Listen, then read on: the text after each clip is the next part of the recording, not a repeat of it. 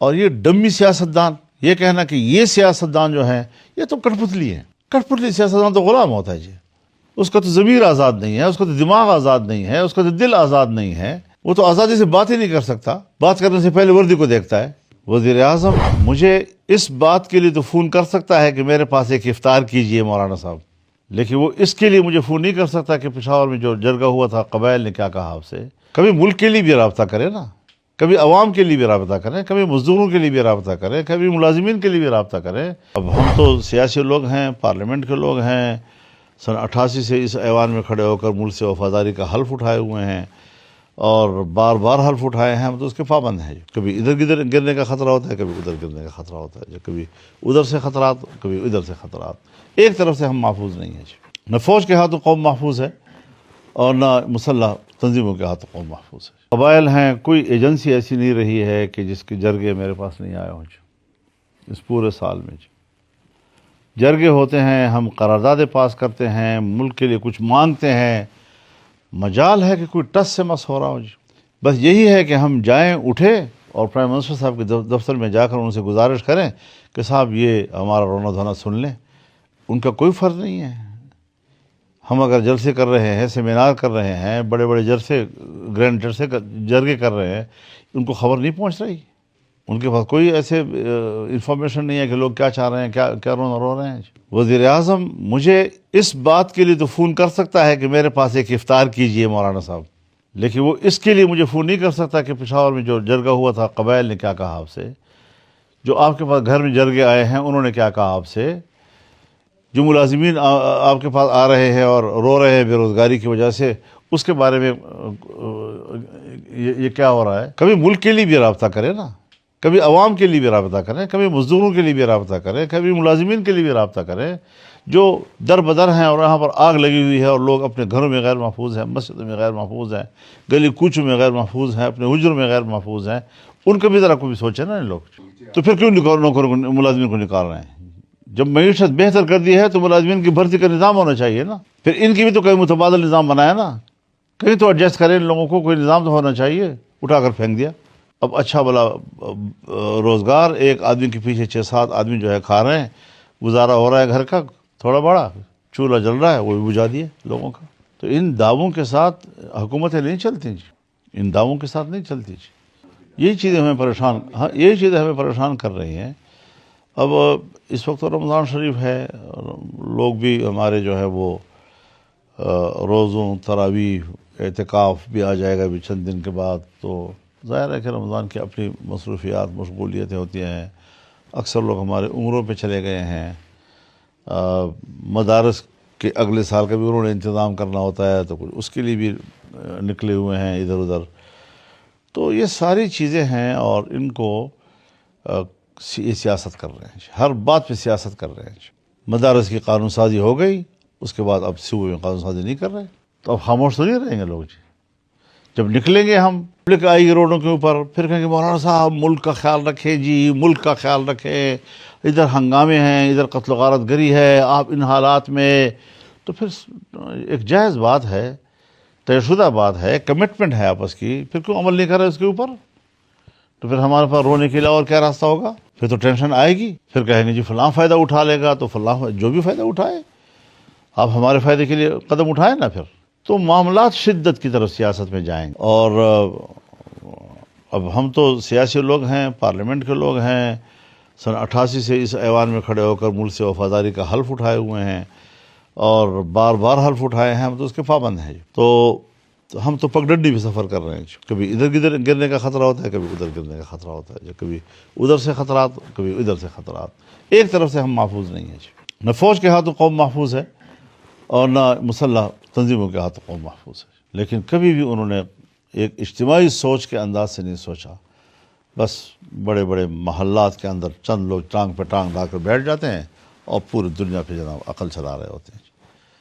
بھائی قوت جو ہے عقل نہیں ہے، دولت عقل نہیں ہے. جب صرف ایک فوجی اپروچ کافی نہیں ہے جب تک کہ اس پہ آپ سیاسی دماغ جو ہے اس کو نہیں بٹھائیں گے، جب تک آپ اقتصادی لوگوں کو نہیں بٹھائیں گے، ملک کے بہتری کے لیے جو لوگ صلاحیت رکھتے ہیں. اور یہ ڈمی سیاستدان، یہ کہنا کہ یہ سیاستدان جو ہے یہ تو کٹ پتلی ہے. کٹ پتلی سیاستدان تو غلام ہوتا ہے جی. اس کا تو ضمیر آزاد نہیں ہے، اس کا تو دماغ آزاد نہیں ہے، اس کا تو دل آزاد نہیں ہے. وہ تو آزادی سے بات ہی نہیں کر سکتا. بات کرنے سے پہلے وردی کو دیکھتا ہے کہ اس کے تیور کیا بتلا رہے ہیں، میں نے کیسی بات کرنی ہے. یہ ہمارے سیاستدان ہے. بے باکی کے ساتھ، نیک نیتی کے ساتھ، ملک کے مفاد کو سامنے رکھ کر بات ہونی چاہیے. اور یہ اقدامات کبھی بھی قابل قبول نہیں ہے، نہ قابل برداشت ہیں. ایک وقت کو واپس لینے پڑیں گے جی. ہم ملازمین کے تحفظ کے لیے نکلیں گے پھر جی. لیکن مجھے جہاں تک میری رائے ہے کہ آپ، اختر مینگل، محمود اچکزئی، نواز شریف بھی خود، عمران خان، یہ وہ پیڑھی ہے جو کہ سیاست کی سیکنڈ لاسٹ یا لاسٹ اننگز کھیل رہی ہے، جس میں آپ نے اگلی نسل کے لیے کچھ نہ کچھ چھوڑ کے جانے. اس دوران اس گیم کے رول سیٹ کرنے کے لیے کچھ نہیں ہو سکتا کہ آئیے اس گیم کے رول سیٹ کر دیں تاکہ آپ کے آگے فیملی ممبرز آتے ہیں یا کوئی بھی آپ کی پارٹی لے کے چلتا ہے، دوسری طرف سے نواز شریف کے فیملی ممبرز آتے ہیں یا ان کی پارٹی میں سے کوئی آتا ہے، وہ رول سیٹ ہو جائیں جس کی بنیاد پر چلو جو بھی ہو. میرا تو یہ خیال ہے جی کہ باقی سارے ایک طرف ہر ایک کی اپنی ذمہ داری ہے. عمران خان کی بھی بڑا ایک فالو اپ ہے ملک کے اندر، وہ بھی ایک پارٹی ہے. محمود خان بھی ہے، چاہے پارٹی کی طاقت کمزور ہے لیکن بہرحال ایک فگر ہے. مینگل صاحب ہیں، اس میں کوئی شک نہیں ہے. عبد المالک صاحب ہیں، اسفندیار ولی خان ہیں، شیرپاؤ خان ہیں. یہ سب سیاسی دماغ ہیں، یہ سیاسی لحاظ سے سوچتے ہیں اور ان شخصیات کی اپنی ایک اہمیت ہے. لیکن اس میں جو سب سے بڑا رول اس وقت بن سکتا ہے وہ خود میاں نواز شریف صاحب کا ذاتی بن سکتا ہے کہ وہ خود اٹھے، نوٹس لیں ساری صورتحال کا. کس تک جعفر ایکسپریس کا واقعہ ہوتا ہے اور پتہ چلتا ہے اس وقت کہ بلوچستان ہم سے دور ہو نہیں رہا بلکہ دور ہو چکا ہے، تو اس وقت ان کو تھوڑا سا ہوش آتا ہے، سوچتے ہیں کہ کسی کے ساتھ رابطہ کیا جائے. یہ رابطہ کیسے ہو سکتا ہے؟ یہ ساری باتیں جب میں نے پارلیمنٹ میں کی، دیکھیے جب میں پارلیمنٹ میں ایک بات کرتا ہوں، میں حکومت کا حصہ نہیں ہوں جی. میں نے بات کر لی ہے پارلیمنٹ میں جی. میں نے ایک مسئلے کی نشاندہی کی، بے باکی کے ساتھ کی، پورے اپنی تحقیق کے ساتھ کی، اور حالات کو، زمینی حقائق کو بالکل سمجھ کر کی. ان کو نوٹس لینا چاہیے تھا نا کہ بھائی فضل الرحمان نے یہ بات کیوں کی ہے. انہوں نے تو لوگ تلاش کیے کہ جس طرح ٹی وی پہ آیا اور مجھے رد کریں، یہ کیا کہہ دیا، یہ کیا کہہ دیا، یہ کیا کہہ دیا. اس سے معاملات حل ہوتے ہیں. اب جو میں نے کہا تھا واقعات اس کی تائید کر رہے ہیں، تمہارے تردیدوں کی تائید کر رہے ہیں. حضرت میں جانتا ہوں، میں جب بات کرتا ہوں، میں جن لوگوں سے باتیں لیتا ہوں، جن لوگوں سے میں سنتا ہوں، یہ ذمہ دار لوگ ہوتے ہیں. اور پھر وہی لوگ تردید کے لیے ٹی وی پہ آتے ہیں، وہی لوگ. یہ بھی ذرا تھوڑا سمجھنے کی کوشش کریں. ایسے ہی ہوتا ہے، ایسے ہی. جو مجھے خود باقاعدہ روتے ہیں میرے سامنے کہ مولانا یہ صورتحال ہے ہماری، ہم کیا کریں. پھر جب یہ سارے حقائق انہی کی طرف سے مجھے معلوم ہوتی ہیں اور پھر میں اس کو پبلک میں لاتا ہوں، وہ نہیں لا سکتے بیچارے. وہ فورم پر بھی بیٹھ کر بات نہیں کر سکتے جی. پھر انہی لوگوں کو ٹی وی پہ لا کر کہا جاتا ہے کہ مولانا صاحب کی تردید کرو. تو ایک کو میں نے کہا کہ اگر میں یہ بیان دے دوں کہ یہ آپ نے مجھے کہیں سر، پھر کیا کرو گے؟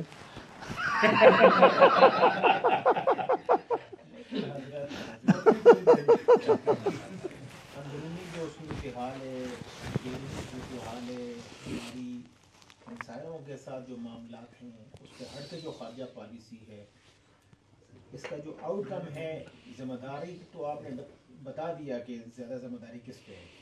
اب سوال یہ پیدا ہوتا ہے کہ ان کا قبلہ درست کرنے کے لیے یہ ذمہ داری کس پہ عائد ہوتی ہے؟ وہ جو پولیٹیکل فورسز ہیں، پاورز ہیں، ان کی کیا حکمت عملی ہے اور کیا ہو سکتا ہے؟ دیکھیے، ایک ہے میری سیاسی یا میرے اصولی سوچ، ایک ہے جو زمینی حقائق. اس میں کوئی شک نہیں ہے کہ اسٹیبلشمنٹ کو نظر انداز نہیں کیا جا سکتا، بلکہ اس وقت وہ لیڈ کر رہے ہیں. جو بدقسمتی ہے پاکستان کی، بہت بڑی بدقسمتی ہے، اور وہ بڑے گھمنڈ میں ہیں کہ جی ہمارے بغیر کیسے پھر ملک چلے گا، ہم سیاستدانوں کے حوالے کیسے کریں. خدا کے لیے تم اپنے گھر بیٹھ جاؤ، سیاستدان بہتر ملک کو چلانا چاہتے ہیں، لیکن بہرحال ایسا واقعات میں نہیں ہے۔ ہم یہ بھی چاہتے ہیں کہ سب بیٹھیں، بات کریں، سنیں ذرا صورتحال کو، اور ہم جو تجزیہ پیش کریں ان کو سنجیدگی سے لیں۔ یہ کیا مطلب کہ روزانہ جو ہے وہ بیٹھ جاتے ہیں، کبھی علماء کو بٹھا لیتے ہیں، کبھی اسٹوڈنٹس کو بٹھا لیتے ہیں، کبھی جوانوں کو بٹھا لیتے ہیں، کبھی سیاستدانوں کو بٹھا لیتے ہیں، اور پھر بادشاہ وقت کی طرح جو ہے وہ بیٹھ کر پھر اپنے فلسفے ان کے سامنے جھاڑتے رہتے ہیں، اور ہم یہ ہے اور ہم وہ ہیں، ہم یہ ہے اور ہم وہ ہیں، وہ ہم مانتے ہیں، اس کے لیے نہ بٹھایا کرو ہمیں۔ لیکن بیٹھیں، لوگوں کو بلائیں، لوگوں سے کہیں کہ بھئی آپ ہمیں راستہ بتائیں۔ ملک ہم سب کا ہے۔ میں اس پاکستان کو فوج کا ملکیت نہیں سمجھتا جی، یہ میرا ملک ہے، اس کی ذمہ داری، میں اپنی ذمہ داری محسوس کرتا ہوں، مجھے فکر مندی ہے۔ میرے دادا اس سرزمین پہ رہے ہیں، میرے والد اس سرزمین پہ رہے ہیں، میں اس سرزمین پہ ہوں، میری اولاد اس سرزمین پر ہے، میرے خاندان اس سرزمین پر ہیں، میرے پوتے اس سرزمین پر ہیں۔ یہ اس کو آگ لگانا، یہ ہماری سوچ ہو سکتی ہے؟ لیکن یہ ہے کہ اب حالات کنٹرول سے باہر چلے جا رہے ہیں جی۔ اب یہ بھی ابھی فی الحال میں یہ کہنے کی جرت نہیں رکھتا کہ کیا پاکستان کو تقسیم کرنے کا فیصلہ ہو چکا ہے، کس لیول پہ ہو چکا ہے؟ امریکہ کے لیول پہ ہو چکا ہے، یورپ کے لیول پہ ہو چکا ہے، پاکستان کے اسٹیبلشمنٹ کے لیول پہ کس لیول پہ ہو چکا ہے جی؟ ہم تو بنگال کے لیے بھی لڑ رہے تھے، آخر دم تک لڑنے کی بات کر رہے تھے، اور سرنڈر کر دیا۔ اتنے بڑا افغانستان جس میں روس سرنڈر کر گیا، جس میں امریکہ سرنڈر کر گیا، ہم پاکستان کو ادھر دھکیلنا چاہتے ہیں۔ تو یہ ساری چیزیں ایسی ہیں جی کہ ہمیں ہماری بات کو سننا پڑے گا، اور یہ نہیں کہ ہم خاموش رہیں گے جی۔ زندگی اور موت اللہ کے ہاتھ میں ہے۔ آدمی گھر پہ بھی تو مرتا ہے، یہ تو نہیں ہے کہ آدمی گھر پہ بھی آدمی مرتا ہے جی۔